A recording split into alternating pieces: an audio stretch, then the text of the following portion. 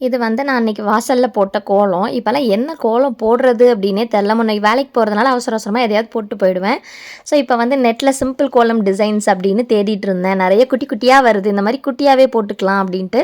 எனக்கு புள்ளி வச்சு கோலம் போடுறதுக்கு அவ்வளோவா வராது. எனக்கு தெரியாது அதுவும். ஸோ நம்ம வரைஞ்சிடலாமே அப்படி ஃப்ரீ ஹேண்ட் ஸ்டைலில் அப்படின்னு சொல்லி பார்த்து வரைஞ்சிட்டு இருந்தேன். சாயங்க வந்து அவனுக்கு லீவ் இல்லையா, அதனால் உட்காந்துட்டு அது இதுன்னு கத்திக்கிட்டு இருந்தான். ஸோ அப்புறம் இந்த டிசைன்ஸ் எல்லாம் பார்த்து நல்லாயிருக்கு. அவன் தான் நிறைய டிசைன் செலக்ட் பண்ணான். இந்த டிசைன் போடுமா நல்லாயிருக்கு, இது நல்லாயிருக்கு போடுமா அப்படின்னு சொல்லிட்டு இருந்தான். ஸோ அங்கே காமிக்கிறேன் இல்லையா, அதை தான் இங்கே வரைஞ்சிருந்தேன். ஸோ இதுவும் எனக்கு ரொம்ப பிடிச்சிருந்துச்சு. அதையும் இங்கே வரைஞ்சிருந்தேன். நல்லா இருக்கான்னு சொல்லுங்கள். ஸோ இப்படி குட்டி குட்டி குட்டி டிசைன்ஸாக வந்து போட்டுக்கிட்டோம் அப்படின்னா நல்லாயிருக்கும் அப்படின்னு அதை வரைஞ்சதை பார்த்துட்டு சாய் வந்து ஒரு இதில் வந்து பிங்க் கலரும் க்ரீன் கலரும் கொடுத்துருந்தாங்க. ஏதோ இந்த தாமரைப்பூ மாதிரி இருக்குல்ல செகண்டாக அதுக்கு இந்த டிசைனுக்கு அது கலர் கொடுத்தே ஆகணும். கலர் பென்சில் எடுத்துகிட்டு வந்துட்டான். ஸோ அவனுக்கு அடுத்த நாள் சர்ப்ரைஸிங்காக அந்த கோலத்தையே நான் போட்டு சர்ப்ரைஸ் பண்ணிட்டேன். பாய்.